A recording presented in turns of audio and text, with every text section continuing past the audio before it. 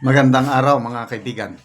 Bigyan natin ng reaction opinion itong post ni Attorney Rowena Guanzon. Sabi niya, tanong lang, sino ang dapat managot? So, isinare ni Attorney Guanzon ang article ng Politico.com tungkol sa pagkamatay ng Rostan's executive officer, yung tagapagmana, si Paulo Tantoco. So ito ang balita. Politico.com.ph. Rostan Sayon or Air, yung tagapagmana, Paulo Tantoco died from coke overdose. Coke lang ha, huwag na natin, LA coroner confirms. Ito na. So, totoo pala yung bali-balita noon. Parang chismis lang, but this one is LA coroner na ang nagbigay ng findings niya, coke overdose. Grabe. Okay. Rostan's Commercial Corporation Executive Paulo Tantoco died last March. I think March 8 ba yun? Of coke overdose according to findings released by the Los Angeles County Coroner's Office.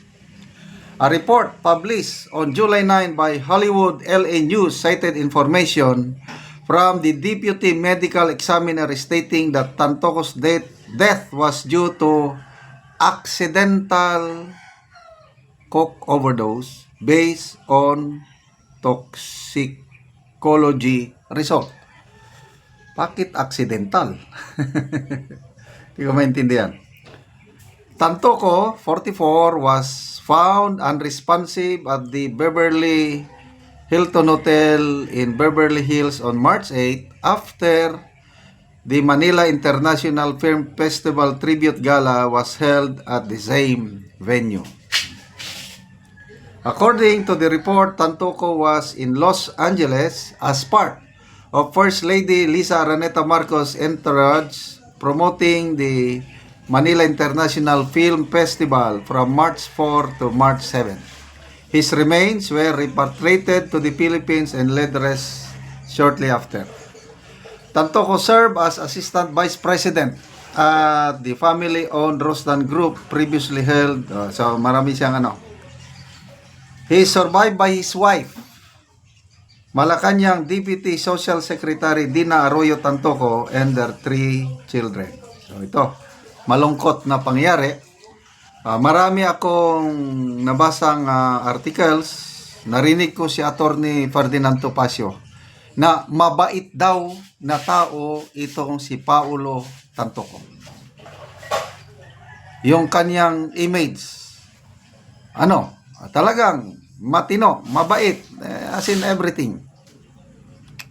So bakit siya namatay ng coke overdose? Okay, so punta tayo sa tanong ni Attorney Rowena Guanzon. Sino ang dapat managot? Magbasa tayo sa mga comments. Nako, nawala. Sino ang dapat managot? Nawawala ang mga comments.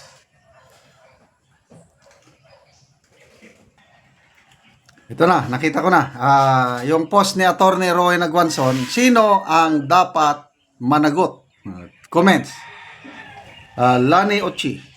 Legit ang chismis, mga marites. Kumusta naman si FL? Tanong mo lang. Kian Montes. Mr. Tantoco is seen with 3 individuals in which one is blank mo lang. Hindi niya to be confirmed by Auntie Claire. Abangan bukas. Tita D, sabi niya, siguradong big show ang tanim boto sa Taal Lake para mabaling. Ito na. Distraction nga. Big show ang tanim boto. Okay na. Connecting the dots. Now I understand. Tanim boto sa Taal Lake para mabaling ang atensyon sa lahat dyan at hindi sa Coca-Cola. Okay na. Marge Kiesa. The result is finally out. Paulo Tantoco died from the effects of coke. And take note, he was with the blank. Huwag ko na lang basahin. Sino yung kasama niya? Blank interrodes when it happened. This isn't just a scandal. It's a confirmation of what many Filipinos worldwide have long suspected about the people in power today. For years, people have been boldly calling for a simple hair follicle test, but wala lang.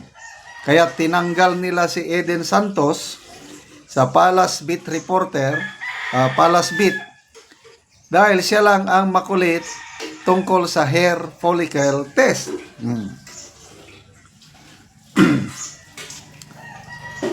Ophelia Dislate, the same feather flock together. Yun. Danjo Galela, birds of the same feather, deep together. Jos Arisgado, naghanda sila ng panibagong issue. Yun, ito na naman. Umingay ang sabungero dahil alam nila lalabas na ang issue ni Paulo at gustong mabaling ang atensyon ng tao sa sabungero issue at hindi sa coke issue. Connecting the dots, alam ko na. So, salamat sa mga siwalat. Ang mga nagsiwalat tungkol nito, sina Dean Chase, Maharlika, I don't know, sino pa yung iba. Masakit na nangyari yung ulitin ko, personal ano ko lang ito, nabasa ko lang, narinig. Mabait na tao itong si Mr. Paulo Tantoco, kasi si Attorney Ferdinand Topacio nagsabi siya na matalik daw niyang kaibigan. Kaya nanawagan si Attorney Topacio nung bagong pangyari ito na sana irespeto natin yung pamilya, lalo na si Paulo. Kilala ko ang pagkatao niyan. So, bakit na doon na accidental? Pagka-overdose. Yung mga naririnig, nababasa ko lang parang hindi ko na lang i-detalye.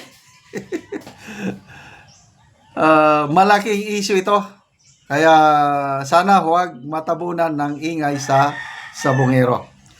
Salamat mga kaibigan sa inyong pagsubaybay sa ating channel. Nakakatulong kayo ng malaki sa tribong Talandig ng Bukidnon.